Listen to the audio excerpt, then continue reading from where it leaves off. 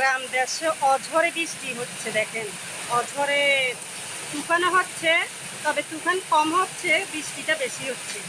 এত বৃষ্টি, একটানা 3 দিন পর্যন্ত বৃষ্টি হয়, একটানা 2 দিন পর্যন্ত বৃষ্টি হয়। কি অবস্থা দেশের আল্লাহ জানে ঈদের মধ্যে কি হবে মানুষের। গরু কাটা নিয়ে, তারপরে রান্না বান্না নিয়ে, মানুষকে বিতরণ করা নিয়ে খুবই কষ্টকর হয়ে যাবে যদি ঈদের দিনে এভাবে বৃষ্টি থাকে। তবে সবাই দোয়া করবেন যেন ঈদের দিনে এই বৃষ্টিটা না থাকে, যেন সূর্যের তাপটা থাকে, সূর্য দেখা দেয়, রৌদ্র থাকে।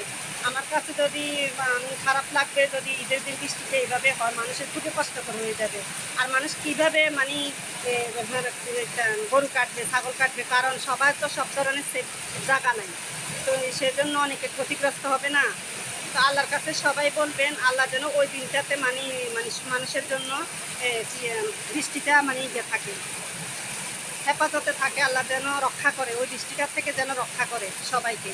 সবাই যেন সুন্দরভাবে ঈদটা কাটাতে পারে, গরুটা কাটতে পারে, ছাগলগুলো কাটতে পারে এবং গরিব গুনারে বিতরণ করতে পারে।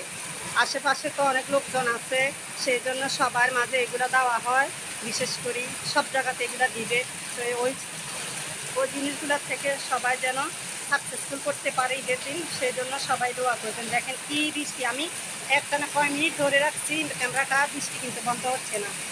আর জানি না কয় ঘন্টায় বৃষ্টিটা হবে বা কখন বন্ধ হবে। দেখেন কীভাবে বাতাস বাড়ছে, আমি ঘরের দরজার সামনে দাঁড়িয়ে ভিডিওটা করতেছি।